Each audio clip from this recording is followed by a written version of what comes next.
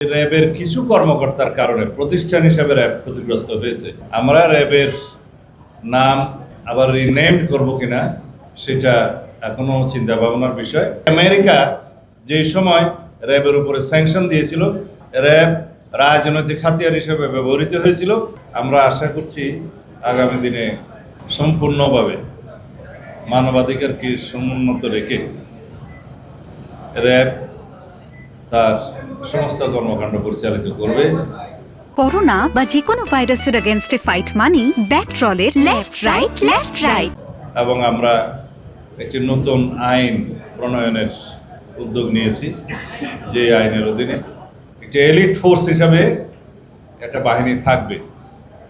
আমরা র্যাবের নাম আবার রিনেমড করব কিনা বা অন্য নতুন এলিট ফোর্স আমরা রেজ করব কিনা সেটা এখনো চিন্তা ভাবনার বিষয়, সরকার বিবেচনা করছে। তবে সব ক্ষেত্রেই এলিট ফোর্সের ক্ষেত্রেই আমরা জবাবদিহিতা এবং স্বচ্ছতা, ট্রান্সপারেন্সি এবং অ্যাকাউন্টেবিলিটি আমরা এনশিওর করবো ইনশাআল্লাহ। অথরিটি থাকবে, রেসপন্সিবিলিটি থাকবে, সাথে সাথে সেই বাহিনীর ট্রান্সপারেন্সি এবং অ্যাকাউন্টেবিলিটি নিশ্চিত করা হবে সেই একই আইনে। সেভাবেই আমরা আগামীতে আইনের শাসন প্রতিষ্ঠা করব এবং জননিরাপত্তা জনপ্রত্যাশা অনুযায়ী প্রতিষ্ঠিত হবে ইনশাআল্লাহ। র্যাবের কিছু কর্মকর্তার কারণে প্রতিষ্ঠান হিসাবে র্যাব ক্ষতিগ্রস্ত হয়েছে। রাষ্ট্রীয় প্রতিষ্ঠানগুলোর মধ্যে এমন কোনো প্রতিষ্ঠান ছিল না ফ্যাসিবাদী শাসন আমলে যে প্রতিষ্ঠান ক্ষতিগ্রস্ত হয়নি।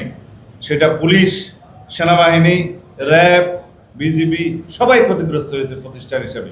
কিন্তু আমাদের স্মরণ রাখতে হবে, কয়েকজন কর্মকর্তার অ্যাক্টিভিটিস পুরো প্রতিষ্ঠান দায় দায়িত্ব নিতে পারে না। আমরা এখন যার যার নিজস্ব আইনে, সেই প্রতিষ্ঠানের আইনে সেই সমস্ত অফিসারদেরকে অ্যাকাউন্টেবল করার জন্য এবং বিচার আইনের আওতায় নিয়ে আসার জন্য আমরা অলরেডি অনুশাসন দিয়েছি। কারণ প্রতিষ্ঠান দায়ী না, আইন আছে, প্রতিষ্ঠান কিভাবে চলবে, কর্মকর্তারা কিভাবে সেই আইন মাফিক পরিচালিত হবে।